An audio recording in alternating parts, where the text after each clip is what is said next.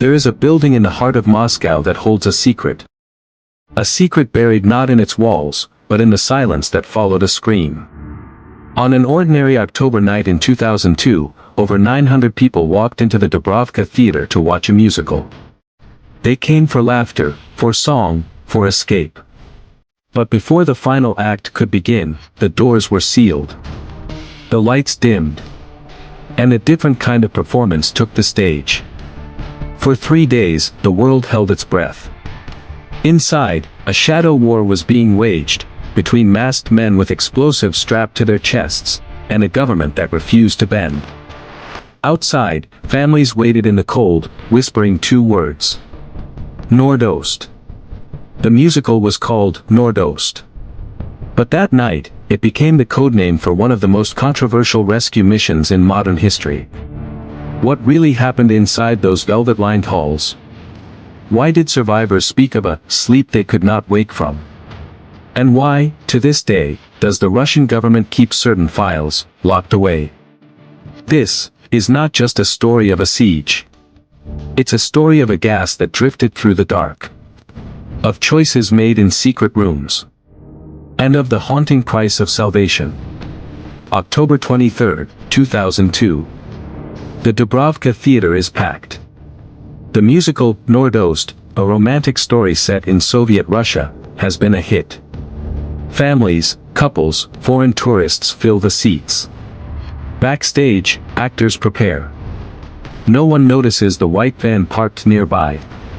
Just after 9 p.m., as the second act begins, armed figures burst through the main entrances.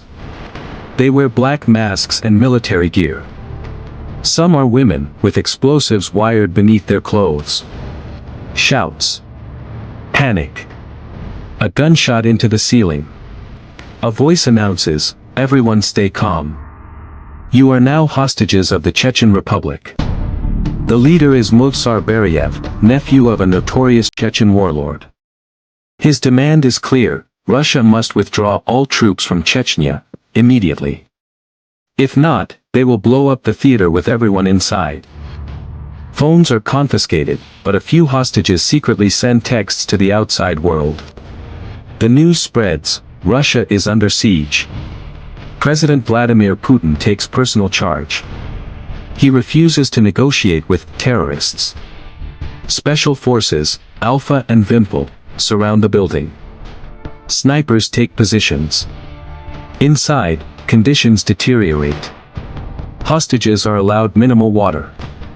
Some are forced to stand for hours. A young mother and a man trying to escape are shot dead. The world watches, waiting. On the 3rd day, Russian commanders prepare a drastic plan. They will not storm the building with bullets. Instead, they will use a chemical agent, a mysterious gas, pumped through the ventilation system to knock everyone unconscious. The order is given late on October 26. A specialized unit begins releasing the gas. Inside, hostages and militants alike begin collapsing into a deep, unnatural sleep.